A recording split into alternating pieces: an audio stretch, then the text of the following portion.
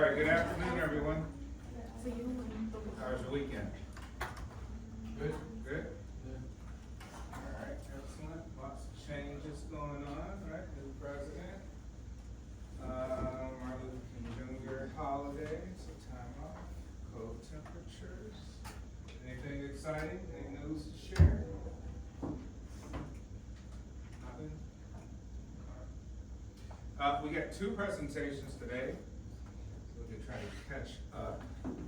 Group one, good from last time. Group two, who's our group two? Not here. Have you spoken to them? What are they saying? That they'll be here? They won't be here. Okay. Could you do it Friday? Okay. So I have one group presenting today, group one, and then we'll have group two on Friday. I'll put up another discussion post today for chapter 3. I know unfortunately, still no access, some issues with the ebook. Someone emailed me. Okay, but when you go in and sign up, can you like see anything, the course or anything at all? Or once you register and put a code, you don't see anything? Okay. All right. Well, I know that's working as live. I called the customer service, so give me maybe to the end of the night. Figure it out. So yeah, I'll put that up. But, if you take your time, if you have to put up group one and group two, obviously we haven't had the textbook, so that gives you some leeway there. Okay, next chapter. So going back, we talked first about psychological research a lot, why it's important to be empiricists, right? It's hard to convey information if we have no facts, right?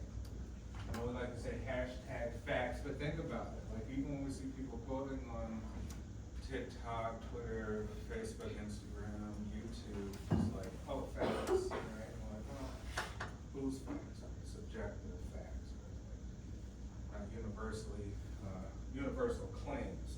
But in this field, because we are talking about human behavior, we do have to think of a few different ways. There are no absolute facts, right? So we speak of anything, we say, hey, there's a tendency here. Research said that there's a proclivity for much of human behavior to be this way, right?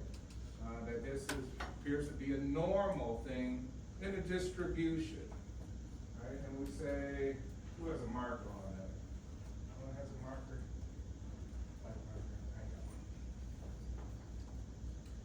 Who knows what a distribution curve is? Distribution curve.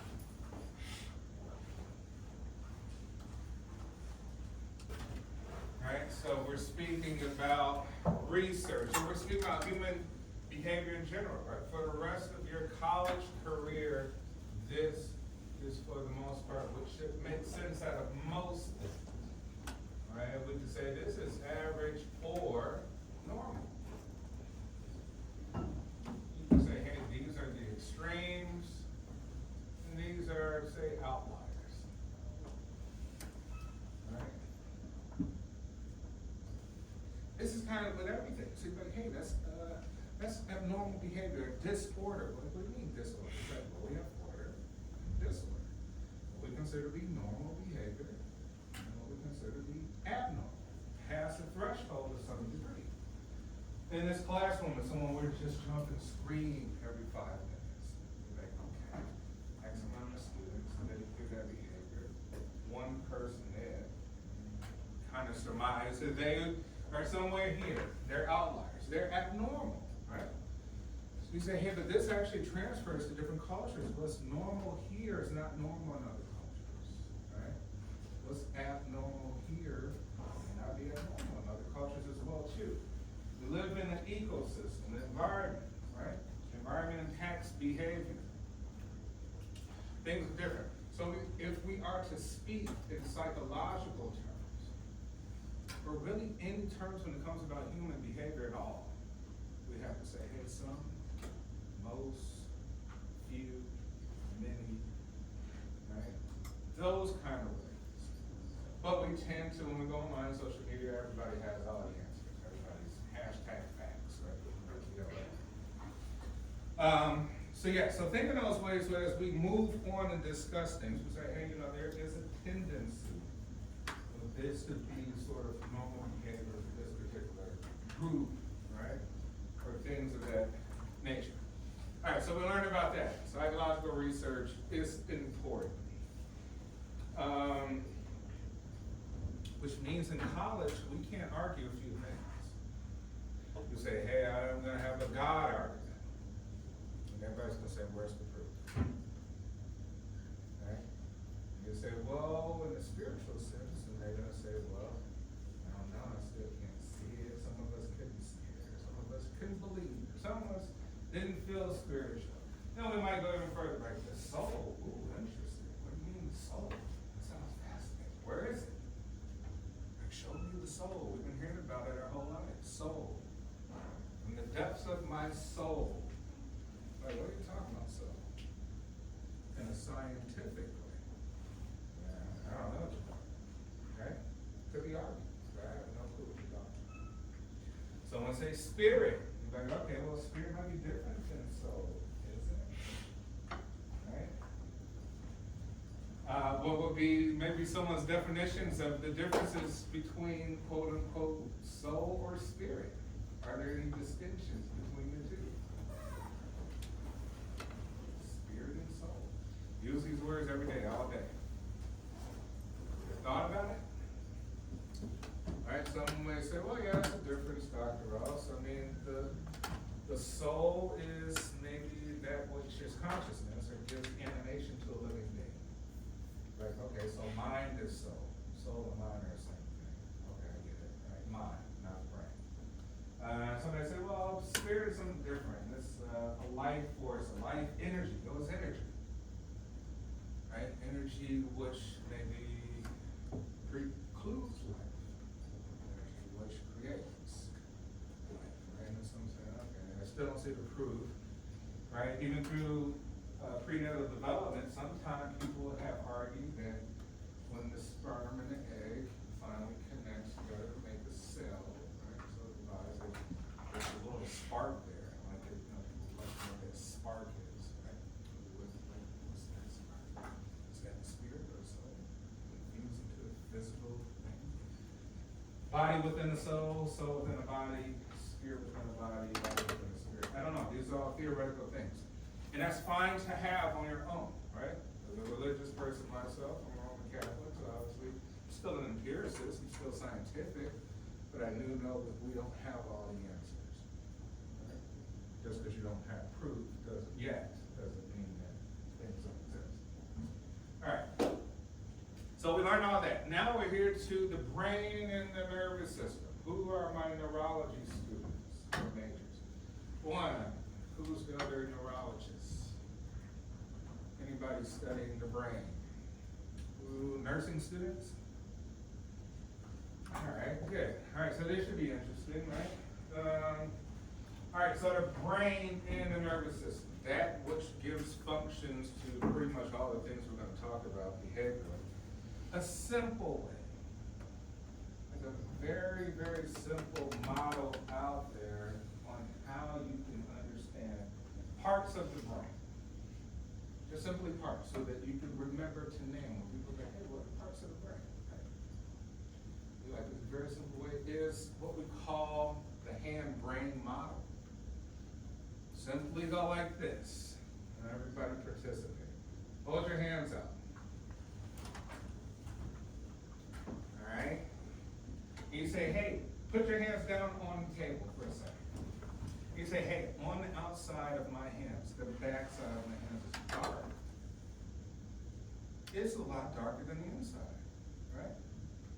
So on the outside of our brains, we could say it's what we call gray matter. So when you cut open the brain, cut open the skull, and look at the brain, we're like, ooh, it looks gray-ish. Darker-ish, right? But when we go further, you're like, oh, okay, that's starting to get a little whitish, right? So if the back of your hands is gray matter, remember that. Gray on the backside. On the inside of your hands is white matter.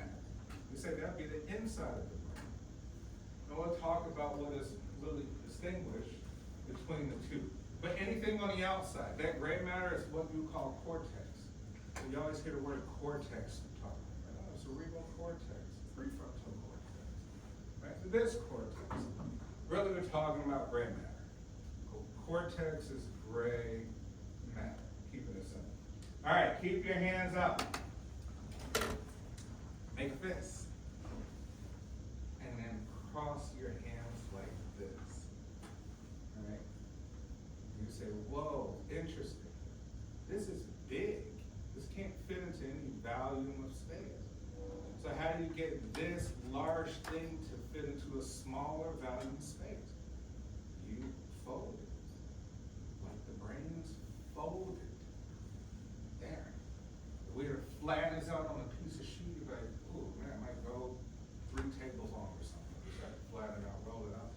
It's like, how do you fill all that into a smaller volume of space? Simple physics. You bunch it up. Right? So this is your brain.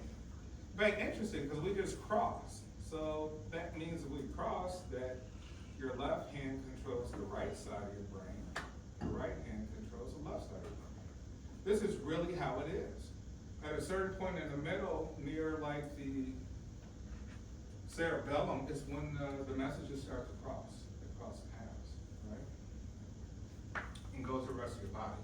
But even still, when we got these locked, we could say, hey, one thing for certain that we can't actually see right here is where they meet, like where they touch.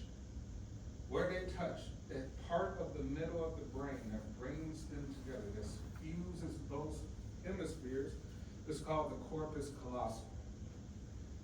Right? And that's just the part that keeps the brains, the two hemispheres of the brains together. All right, and you say, all right, what about my front fingers? So you can see front fingers would be, we're still like here, but we turn aside. Front fingers would be frontal lobe.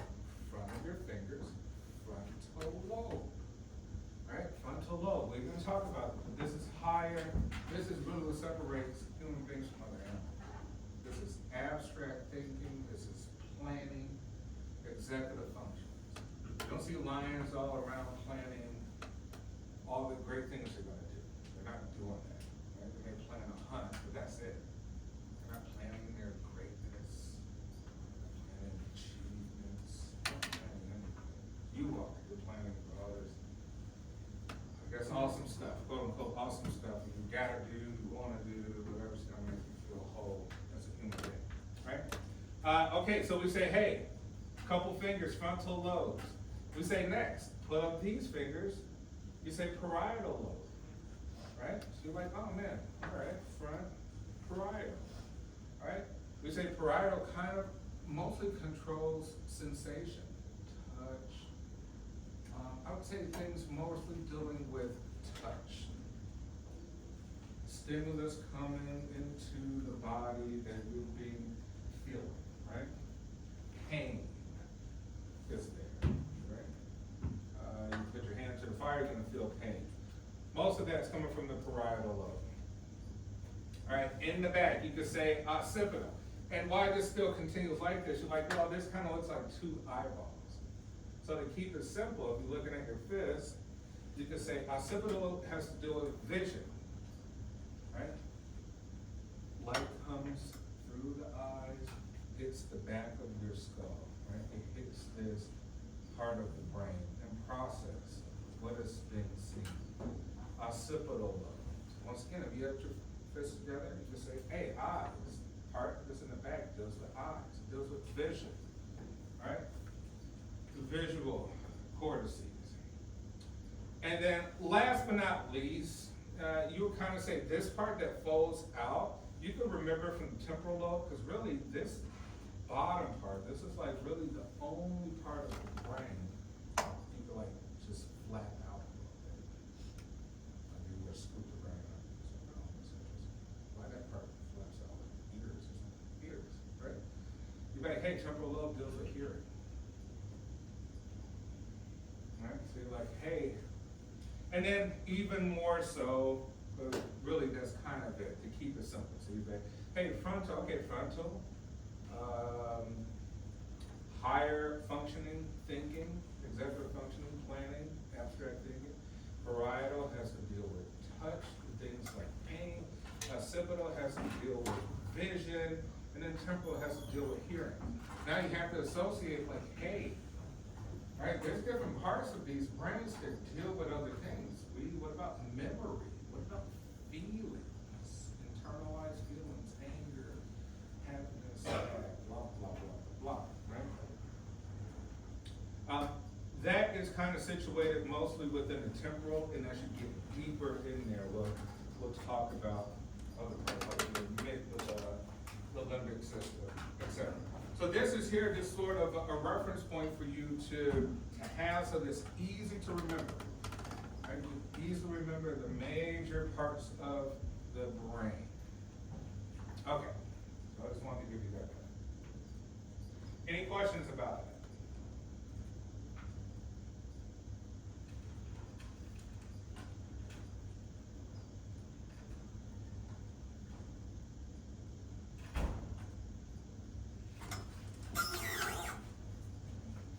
All right, so what we're going to talk about in this chapter, hey, zooming in on the brain, we'll take a look at it, what it looks like, some other parts. The nervous system, what is that? The endocrine system, what is that, right? And then looking back and looking ahead. All right, so some analogies throughout time when we say, hey, psychology derives really from philosophy, right? Most of these things derive from philosophy. Observation of plants and animals, why do what they do, like plants grow where they grow, it's the effect of photosynthesis, et cetera, et cetera. Right, but we say, hey, ancient Romans believed in terms of brain and behavior that the brain controlled bodily movement by pumping animal spirits through the body's nerves. Okay, interesting. Animal spirits, right? I don't know where the concept really came from there. Maybe they felt like some animals were different and they were guided by instinct or something. All right, scholars of the 18th century judged that the brain and the body, of which is a part of work like a machine. Right? And say, hey, interesting. Industrial Revolution, 1800, right? 18th century, 1700s through the 1800s. Like, obviously, what's going on in terms of society, we're starting to think like, oh, that must be why we do what we do. A machine, right? Later, 19th century psychologists such as Freud believed that the different parts of the brain store mental energy and use it to power behavior. Freud was kind of onto something. Freud was onto something. You say energy, you know, okay, we understand what physics can't be destroyed, be transferred, moves around, right? And it's part of a system of energy. And we start to develop terms of like, hey, psychic energy, right? Mental energy, which is true. If you were to get up here and talk for about 3 hours straight, it would have been if you went to the gym and did weight training, ran on the treadmill, did some boxing for like 2 hours. That's what you do. You just gotta stay still, walk out a little bit. Mental energy, right? Burning calories by talking and thinking constantly. Has some sort of validity to it. Freud, you're on to something. Not there yet, but we're on to something. But in the second half of the 20th century, society's new technological toy was a computer, and its favorite brain analogy was that the brain is like a computer. 1950s and 60s and 70s, computers start to evolve, and we start to come up with different terms of the computer. You have a laptop in front of your face, you have a phone. How do you store energy? How do you store information on that phone? Using what? How do you store energy on that laptop or even that phone?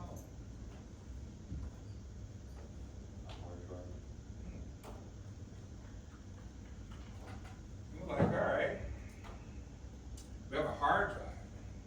You're like, well, what's that about? Like, well, the hard drive is permanent.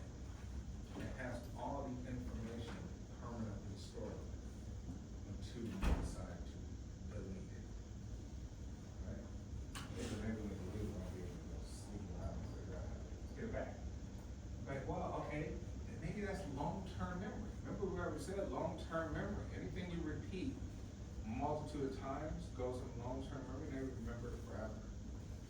Maybe difficult to retrieve it, depending on you, like I'm hungry, I gaslightly to give you a second, I'll think about it. It doesn't matter. It's in there. It's inside your being somewhere permanently. Right? That's why we have trauma. You better, it happened at 3 years old. Why can't you get over it? You're 30, you're 40. Just get over it. Stop doing the drugs that you've been doing. It sounds very simple, but it's permanent being. We have to manage it or transfer it to someone else. Right? All right, yeah, you open up the browser, Google Chrome, Safari, Firefox, whatever you're using, and you say, hey, I got like 35 tabs open. You got YouTube, you got the game one, you got the Dominican thing. What do we call that? What do you need for that? For those tabs? Just pop up and go back to work. When you go to the store, you're like, yeah, I need a certain amount of what? Say a hard drive, what's the other? Get a laptop, get a certain gigabyte of what? Oh, it says storage. Well, what's it called? There you go. Like, oh man, these 16 gigabytes of memory, else it's gonna run slow. I got like 12 things open. My computer's running. Close out all the tabs. You know, something very quick. Anyway, hey, okay, memory. Short-term working memory. Right? Short-term working memory. Yes. We're going to the computer. The computer is practically built off the concept of the brain and how we think it works. And the brain is kind of described in ways like the computer. Short-term working memory, short-term memory. Right? You might, oh man, Apple has a new chip and it has a processing power of blah, blah, blah, blah, blah. Right? And you say processing power. You're like, what is that? Right? Our brain processes quick. Some processes quicker than others. The person can answer a question in 1 second. Somebody's like, right? Like processing power. Some of us have different processing power, depending on a few things, which we'll look at in the brain. Hard drive, long-term memory, short-term memory, right? Processing, brain power, essentially, right? We start to look at things like a computer.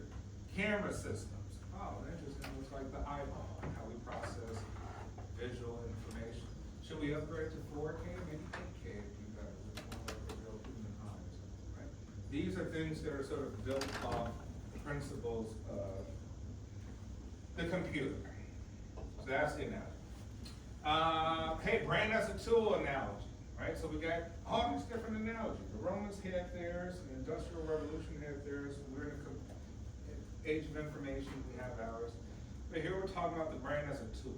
We say a tool is something that you can use for jobs, including those tasks which are not originally designed. Good way to think about it. I don't know if we're designed to use computers. I don't know. We're designed to have Ferraris, Bugattis, and drive a vehicle at 200 some, I don't know. Are we designed for that? It doesn't matter whether we were or not, right? We have them, they're here. Obviously, we must have been designed when we created them, right? But we say it's for a variety of jobs, which were not originally designed. That's a theory, that's an analogy. When you use a tool to perform a job, it is you, not the tool, that is responsible for executing the job. You need your brain to do these jobs, but you, not your brain, did them. Agree with this or disagree? That you, and not your brain, made it this far. You're here in the university, pursuing that.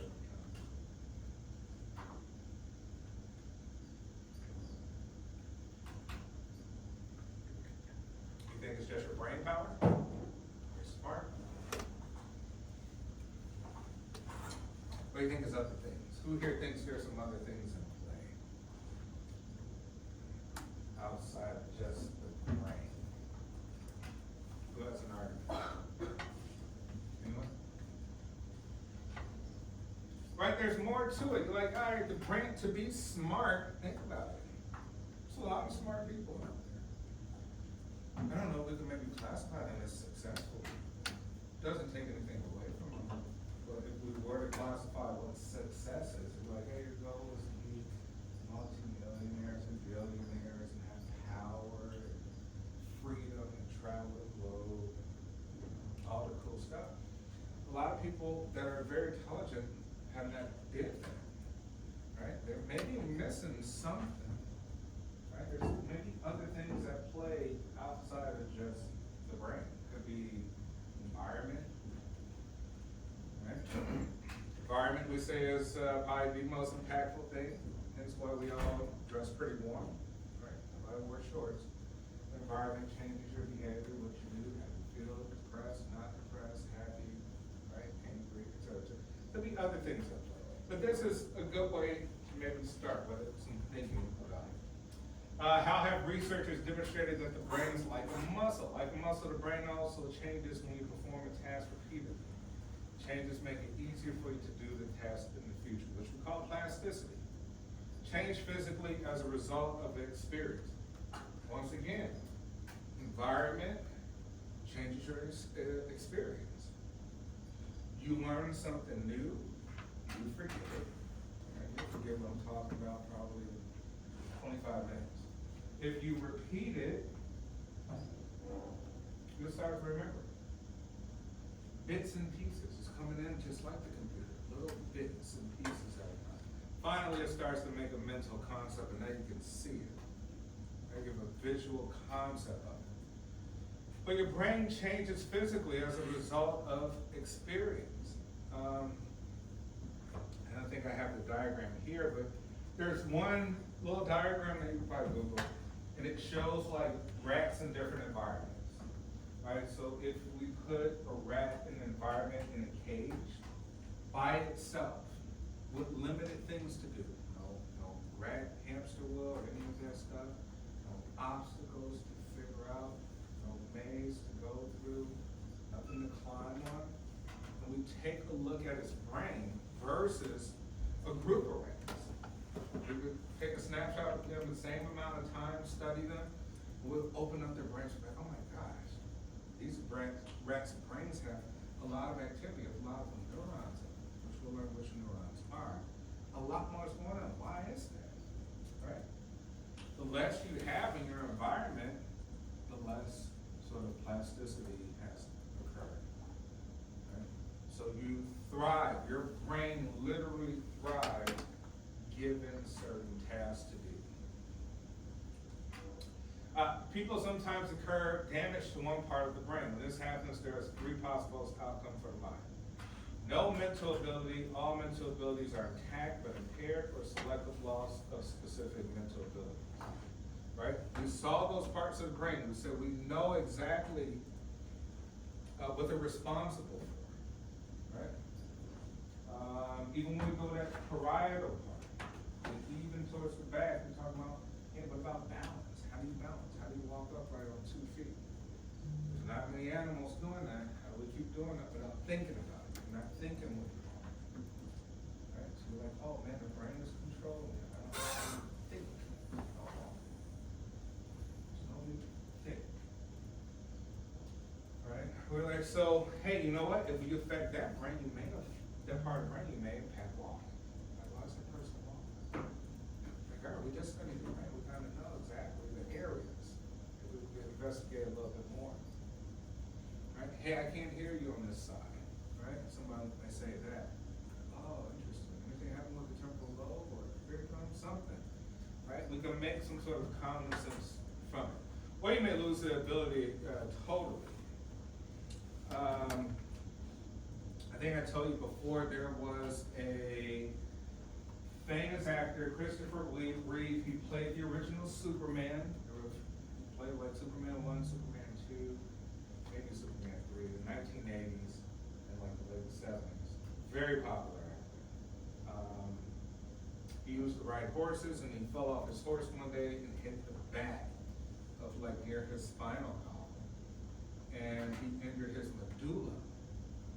Right? So let me just show you. Right, so we say here, down here at the bottom,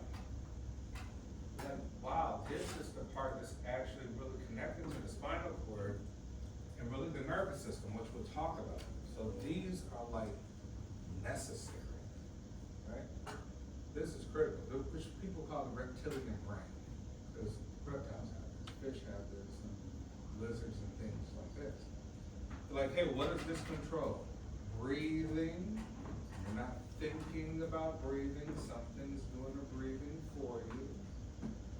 Right? Oh, your heart is beating right now, you paying attention to it? Right, nope. Bless you. Right, nope, I don't know what my heart rate is right now. No clue, don't care. I don't need to think about it. Something's making your heart beat. Right? Things of that nature. Automated systems. So he entered his medulla, which controls breathing. Automated breathing.